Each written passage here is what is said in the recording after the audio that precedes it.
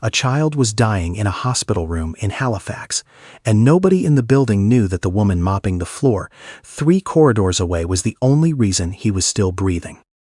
Not the doctors, not the nurses, not the boy's father, who had flown in from Vancouver on a private jet the same night his son stopped responding to standard treatment. Certainly not the woman herself, who had been giving away a piece of her bone marrow every time she could, quietly, without asking why, because she had a rare tissue type and her mother had taught her that rare things carry obligations. For 14 months, Madeleine Côté had been showing up at the IWK Health Center in Halifax every 8 weeks, rolling up her sleeve, filling out the same forms, drinking the same weak orange juice from the same paper cups. She worked the overnight housekeeping shift on the 3rd floor. She donated marrow stem cells in the outpatient wing on the ground floor. Same building, different worlds. She had no idea whose cells she was giving. She had no idea that a 7-year-old boy named Callum on the 4th floor was alive because of what her body made. And Callum's father, a man named Rowan Slater, had no idea she existed. Rowan Slater was 51 years old and worth, depending on which quarter you asked, somewhere between $1.8 and $2.4 billion. He had built his money in clean energy, specifically in a company called Northfield Renewables, which had quietly become the largest wind energy developer in Atlantic Canada before most people in the country had learned to pronounce his last name. His picture did not appear on many magazine covers. He preferred it that way. He was not a man who needed to be seen. He needed his son to live. That was the only thing he needed. Callum had been diagnosed 11 months earlier with aplastic anemia, a condition where the bone marrow simply stops producing enough blood cells. Not a cancer, not an infection, just the body deciding, without warning, without reason, to stop doing the thing it was supposed to do. The treatment was a bone marrow transplant. The problem was the match. Matching for bone marrow is not like matching blood type. It requires a precise alignment of human leukocyte antigens, proteins on the surface of cells that the immune system uses to tell self from other. The closer the match, the lower the chance the transplanted marrow attacks the body it's trying to save. A perfect match is someone who shares your exact HLA profile, usually a sibling, sometimes a parent, sometimes a stranger from a registry who happens to carry the same biological signature as someone they've never met. Callum had no siblings. His mother had died 4 years earlier from a brain aneurysm, sudden and without warning, on a Tuesday morning in March while she was making school lunches. His father was a partial match at best, and in the Canadian Blood Services Stem Cell Registry, which holds profiles from over 1 million registered donors, there was exactly one person who matched Callum's profile at the level his doctors needed. Madeleine Côté, 43 years old. Overnight housekeeper. Stem cell donor since she was 26. Who had registered at a clinic in Moncton after watching a poster on a bulletin board for 15 minutes while waiting for a bus. She had never been matched before. She had almost forgotten she was registered. Then the call came. Madeleine had grown up in Rivière-du-Loup, Quebec, in a house that was never quite warm enough in winter and never quite large enough for 4 people. Her father, Gérard, had worked at a paper mill until it closed. Her mother, Paulette, had cleaned houses for families in the newer part of town. The families who had central heating and 2 cars and children who did not share bedrooms. Madeleine had watched her mother pack her cleaning kit every morning, drive across town, and come back in the evening smelling like other people's bleach. And she had known, even then, that she did not want that to be her life. She had wanted to be a physiotherapist. She had been accepted to a program in Fredericton. She had lasted 1 semester. Her father's mill closing had not been the end of it. The end of it was the second diagnosis, the one that came after the first surgery. The one the doctors in Rivière-du-Loup had sat her parents down to explain with careful voices and printed information sheets. Gérard had Parkinson's disease, not aggressive yet, but progressive, which meant the timeline for needing full-time care was not a question of if, only of when. Madeleine had done the math in a dorm room in Fredericton, the same way people do math when they already know the answer. but are hoping the calculator will tell them something different. Her mother could not manage alone. Her younger brother, Theodore, was 16 and still in school. The government support programs had wait lists. Private care cost more than her parents' combined income. She had withdrawn from the program in November. She had come back to Rivière-du-Loup. She had found work where she could find it.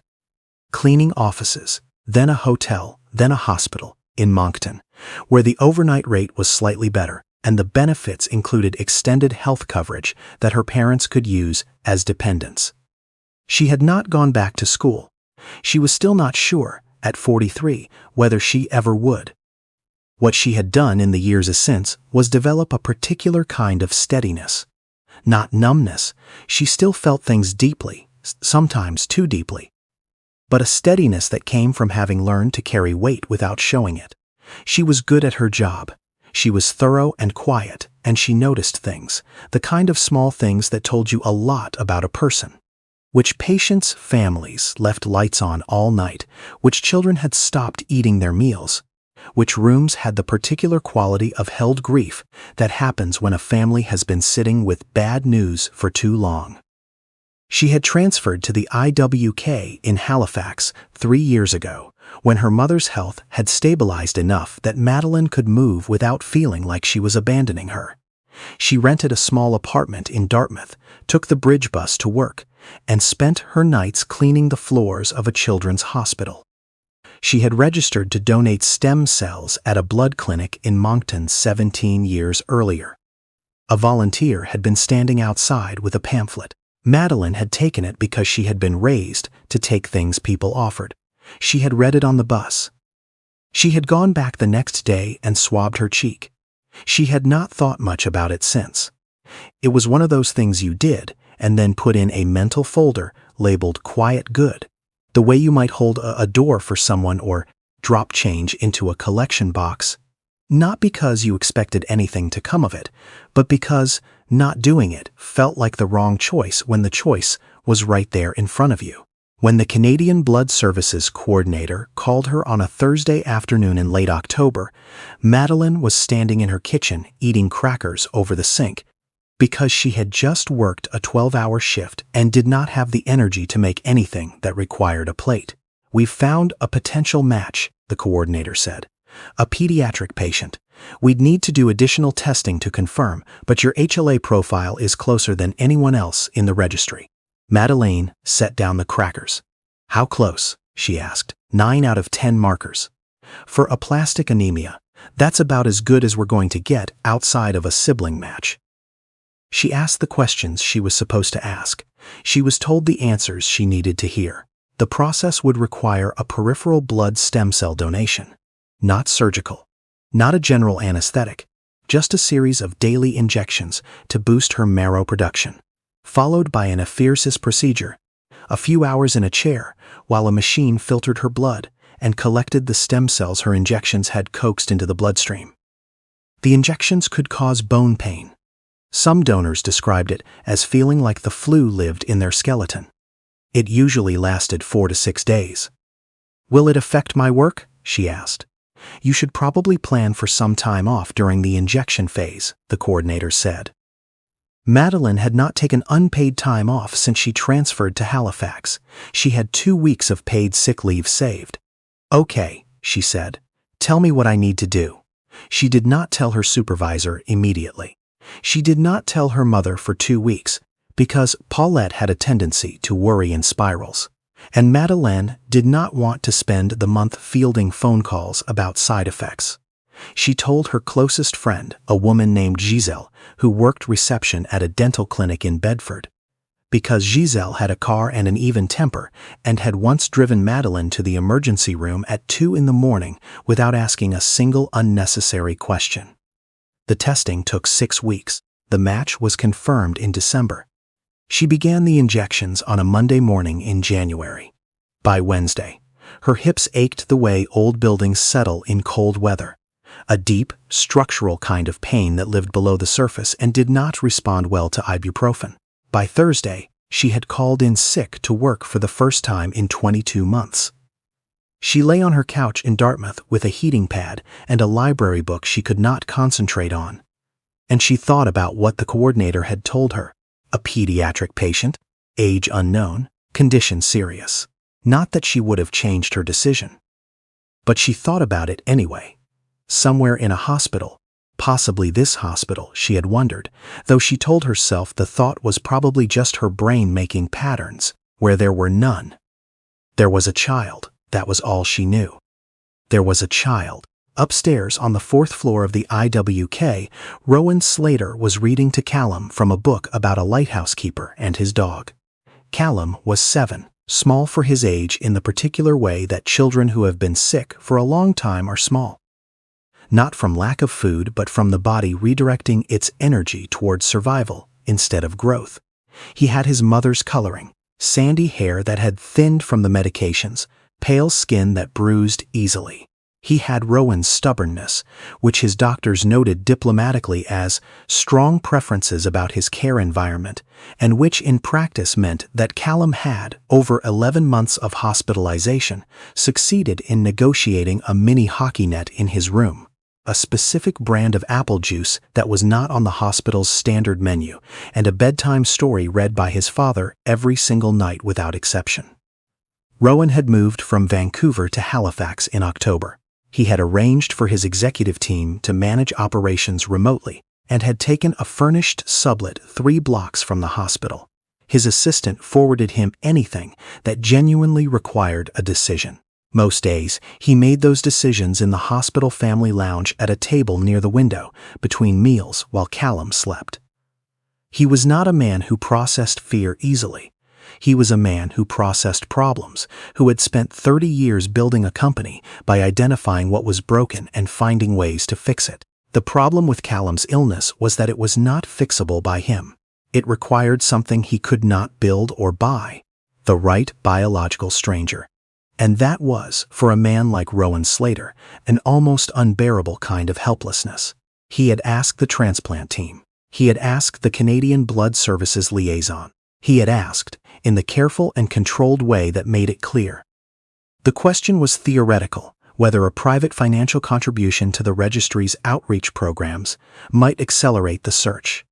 He had been told, in equally careful and controlled language, that the registry operated on anonymity and that donor matching was entirely biological. Money could fund recruitment campaigns. Money could not manufacture compatibility. He had donated $200,000 to the registry's recruitment campaign the following week. Not because he thought it would help Callum directly, because it was the only thing he could think of to do. When Dr. Isabelle Tremblay, Callum's transplant physician, a woman with the particular calm of someone who had given both the best and worst news of people's lives so many times she had stopped bracing for either, came to tell him in December that a match had been found, Rowan had stood up so quickly he knocked his chair back. A good match? He asked. 9 out of 10. For this condition, in the absence of a sibling, that is excellent. Who is it?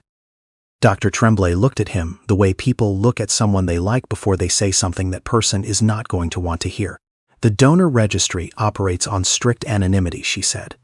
The donor knows a child needs their cells. They don't know who. The recipient's family doesn't know the donor's identity. That's not a hospital policy. That's a federal regulation. It exists because anonymous donors are more likely to come forward, and that matters when the registry is the only option. Rowan sat back down. He was quiet for a moment.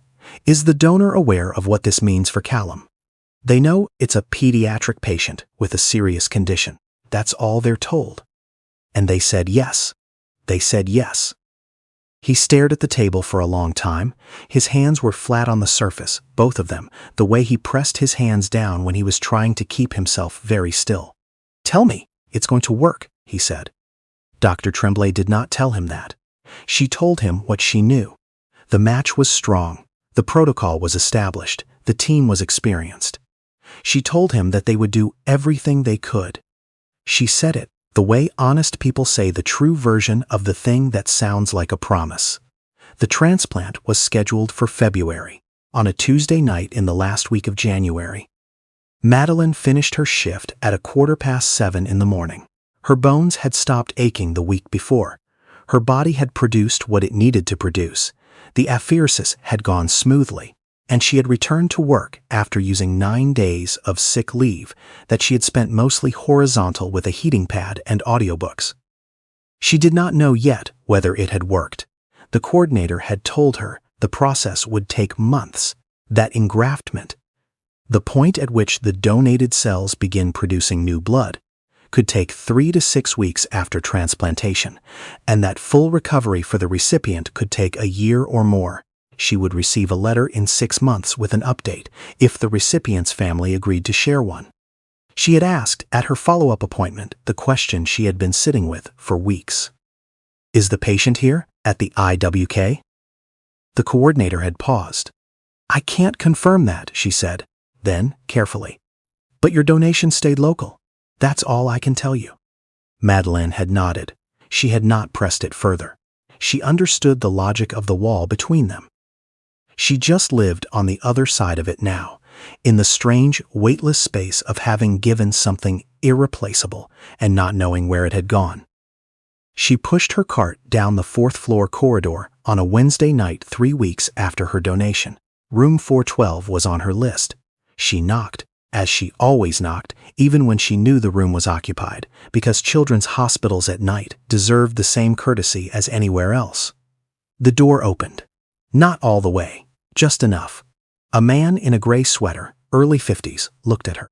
He had the specific kind of tired that settles into a person who has been sleeping in chairs and eating vending machine food and running on something that is not quite hope and not quite resignation, but lives somewhere between the two. "Sorry," she said, low. "Housekeeping. I can come back." The man shook his head. "Come in, he's asleep." She was careful. She always was. She moved the mop without sound, kept the bucket close, avoided the corner where the little hockey net sat. Slightly lopsided, blue and white, the netting frayed in one spot from what looked like a very enthusiastic wrist shot.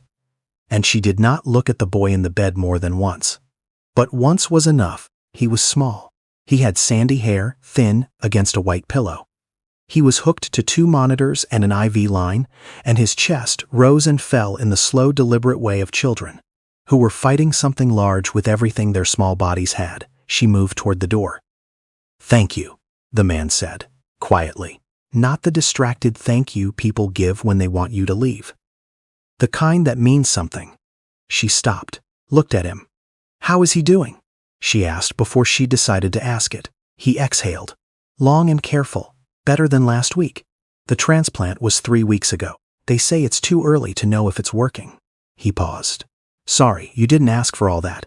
"No," she said. "I did." They were quiet for a moment. "I'm Rowan," he said. "Madeleine." "Do you work this floor often?" "Most nights." He nodded slowly, the way people nod when they are filing information away, not because it is useful, but because conversation at 3 in the morning in a hospital is sometimes the only thing that reminds you the world still has ordinary things in it. She said good night. She finished her shift. She did not think about him again, specifically, or she told herself she did not, which amounted to the same not quite truth. She thought about the boy, the hockey net, the specific quality of the man's exhaustion. She thought, somewhere in this building, a child received what I gave. And then she put the thought away because the wall was there for a reason, and she had agreed to stay on her side of it. 3 weeks later, a colleague named Barbara, who worked days and knew everything that happened in the hospital, the way long-tenured day staff always do, stopped Madeleine near the elevator and said, "That Slater boy on 4, Callum." "You hear the latest?" Madeleine said she hadn't. "Engraftment," Barbara said, with the particular satisfaction of someone delivering genuinely good news. "New cells are producing." Dr. Tremblay said it's the fastest she's seen in 2 years. They're talking about discharge in 6 weeks if it holds. Madeleine rode the elevator down to the 3rd floor and stood in the supply closet for a moment with her eyes closed. She didn't know. She couldn't know. The wall was still there. The donor was not her. Officially, it was simply a match from the registry. But she breathed in the dark of that supply closet, and something in her chest that had been braced for months very slowly released.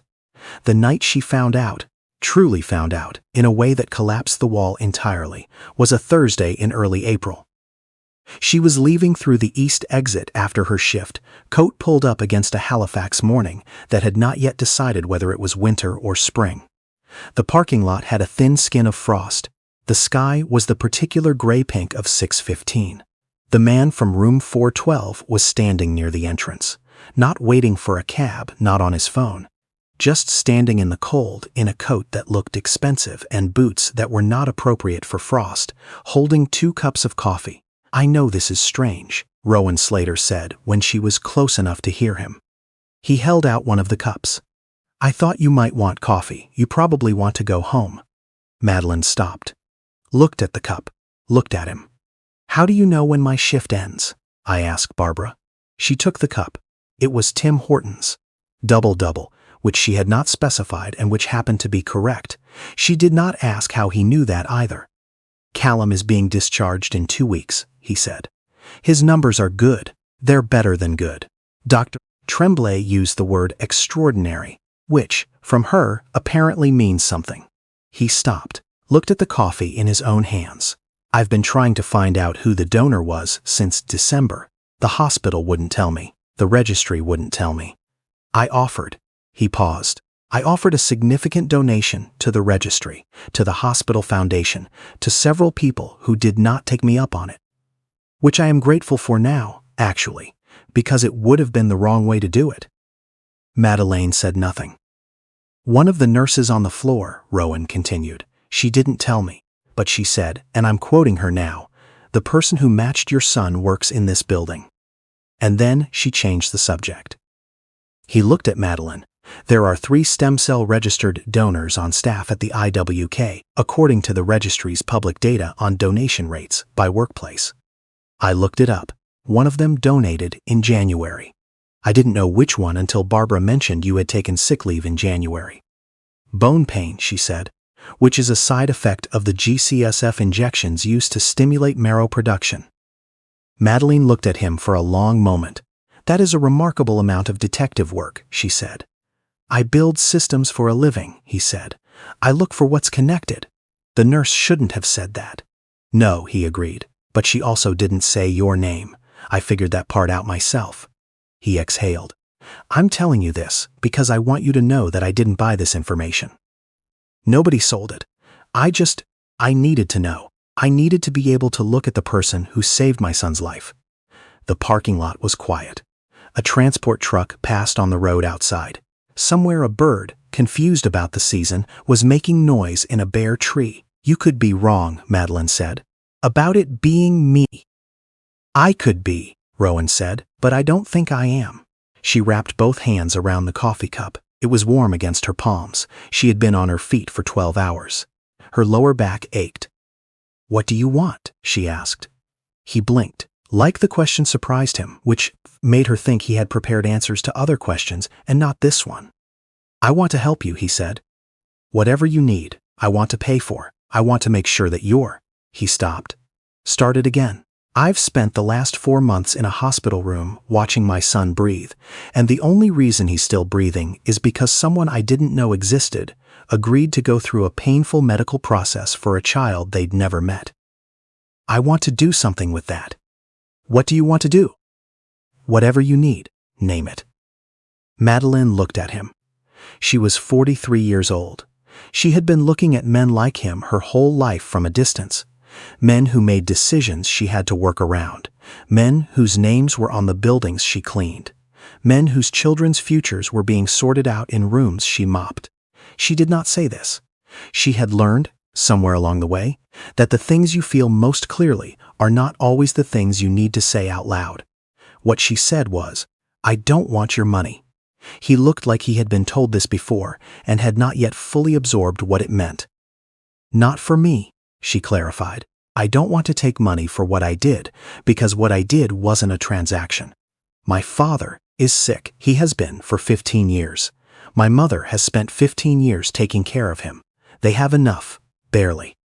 I don't need you to fix my parents' situation. they're not a problem to be solved. She watched him absorb this. Then what? He said. There has to be something. She thought about the supply closet on the 3rd floor. She thought about the colleagues she had worked beside for 3 years, whose names the hospital's board of directors probably couldn't have named. She thought about the woman who had pulled a double shift last Christmas because 3 others had called in sick and had not received so much as a note. She thought about all the people in this building who touched patients every day and went home aching and came back the next night because the work needed doing and they needed the income, and nobody was throwing a gala in their honor. You build systems, she said. Yes, then build one that works for the people in this building who aren't doctors. She held his eyes. Not a one-time donation. Not a scholarship with your name on it. A real system. Wages that don't require people to work 2 jobs to afford rent in this city. Career pathways for people who want to move up and can't afford the time off to retrain.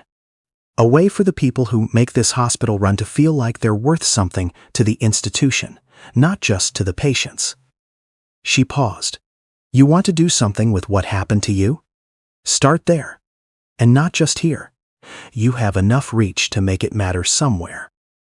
Rowan Slater stood in a parking lot in a Halifax morning that smelled like cold salt air and Tim Hortons coffee and said nothing for long enough that she wondered if she had miscalculated. Then he said, okay. Not the way people say okay when they mean later or maybe or I'll look into it. The way someone says it when a decision has been made.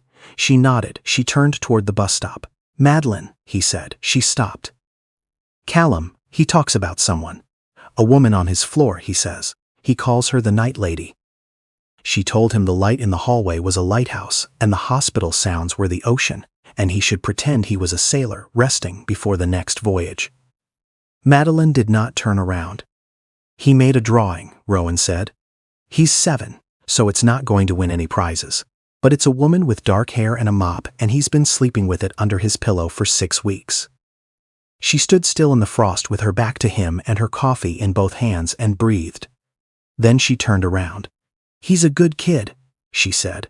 I could tell from the hockey net. Rowan's face did something complicated. The way a face looks when it has been held very carefully for a very long time and has suddenly been given permission to stop. He is, he said. He really is. They stood there for a moment longer, 2 people in a parking lot in April, connected by a set of proteins neither of them had chosen, by a child's immune system, learning to accept what had been given to it, by a poster on a bulletin board in Moncton that Madeleine had almost walked past 27 years ago. Then, she said she had to catch her bus, and she went. What Rowan Slater did after that took 18 months because he was, as he had told her, a systems man, and systems take time to build correctly when you build them correctly. The first thing he did was bring in a labor consultant and a hospital advocacy group to audit compensation and working conditions for support staff at the IWK. Not just housekeeping, but dietary workers, transport aides, laundry staff, patient care assistants, unit clerks. Every person who touched the functioning of the hospital without appearing in a medical chart. The findings were not surprising to anyone who worked those roles, and were apparently surprising to several members of the board. Here is something most people in Canada do not know. The average hospital support worker in Nova Scotia earns between $17 and $21 an hour. In the Halifax Regional Municipality, a 1-bedroom apartment averages over $1,500 a month. Working full-time at the lower end of that range, after tax, leaves a person with roughly $400 a month after rent, before food, before transit, before anything their body might need that the provincial health plan does not cover. These are the people who ensure that hospital rooms are clean enough to keep patients from developing secondary infections. These are the people who move patients between wards at 3 in the morning and sit with them in elevators and learn their names when nobody else has time to. They are, in the language of hospital administration, support staff.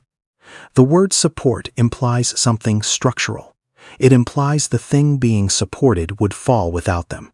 That implication has historically not been reflected in their wage structure. Rowan funded a compensation correction initiative at the IWK, raising base wages for all support staff to a minimum of $24 an hour with indexed increases tied to Halifax's average rent index. He funded a retraining bursary, not a scholarship with his name on it, as Madeleine had specifically requested, but an internal program administered by the hospital's HR department, available to any employee who wanted to pursue certification in a higher clinical role. He convinced 2 other hospital boards in the Maritime provinces to run pilot versions of the same model, and then persuaded Northfield Renewable's corporate social responsibility arm to publish the results, so that other institutions could replicate what worked. He did not put his name on any of it publicly. Madeleine had not asked him not to. She had just asked him to build something real, and he had understood, without her having to say it, that real things don't need billboards. The one thing he did with his name was fund a stem cell donor recruitment campaign in partnership with Canadian Blood Services, targeted specifically at workplaces with high proportions of immigrant and racialized employees.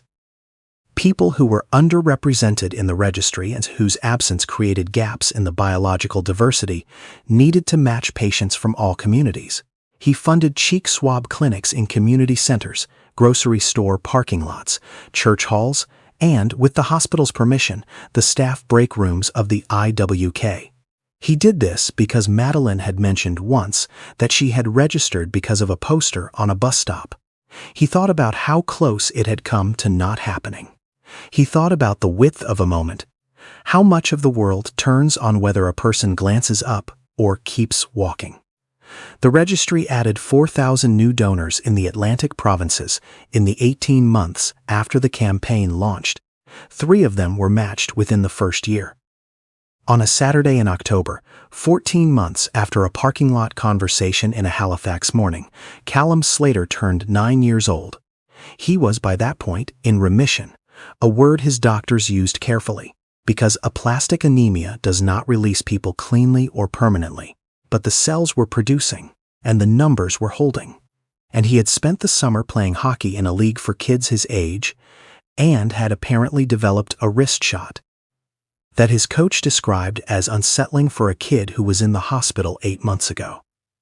The birthday party was held in a community hall in the north end of Halifax. There were 12 children, one slightly overwhelmed father, a very capable grandmother named Elspeth who had flown in from Victoria and had taken charge of the cake situation with the authority of someone who did not trust anyone else with the cake situation, and Giselle, who had brought flowers and immediately become Elspeth's closest ally, and Madeleine, who had come because Callum had asked specifically and in writing on a card that read, "Please come to my party. You are the night lady, and you told me about the lighthouse, and I still think about it. Callum." Underneath his name, a small drawing, a lighthouse, a boat, a woman with dark hair standing on the shore. He had been working on the lighthouse imagery for over a year. Madeleine sat at a table near the window and watched 9-year-old boys attempt to play a party game that involved balloons and an amount of strategic chaos that was impressive for people who had only been alive for less than a decade. Callum was in the middle of it, fast and loud and unreservedly present in the way of children who have spent time in hospital and have not yet forgotten what it felt like when moving freely was something to be earned. Rowan came and sat across from her at some point with a slice of cake he handed to her and kept none for himself. "He wanted to invite you himself," he said. "I told him he should write it down. He spent 45 minutes on the card." "I could tell," she said. "He talks about the lighthouse thing constantly. His teacher used it in a writing assignment. Describe a place that makes you feel safe." He wrote about a lighthouse and a boat and the sounds of a hospital at night sounding like the ocean. Rowan looked at his son, who had just launched a balloon at someone's head with a level of precision that suggested planning. "His teacher called me. She wanted to know if it was real." "What did you tell her?" I said someone told him that story when he couldn't sleep and was frightened, and it became his way of holding on to things. He paused. I didn't know it was you until the parking lot. He talked about the night lady for months. I thought it was a dream. Madeleine watched Callum. He was laughing at something, head back, completely unconcerned with the fact that he had been through the kind of year that remakes a person from the inside out. Children have that.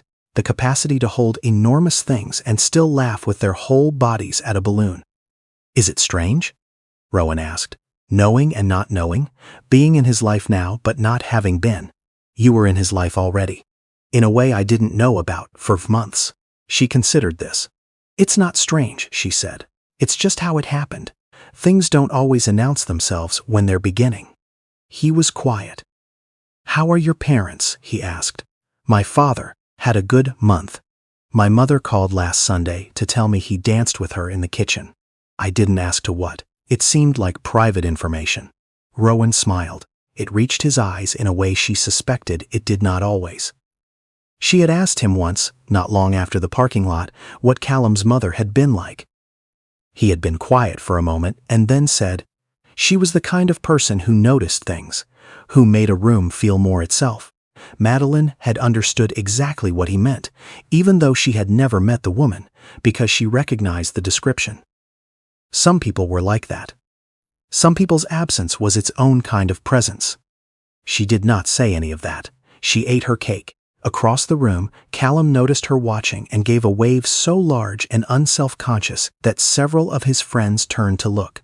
Madeleine waved back.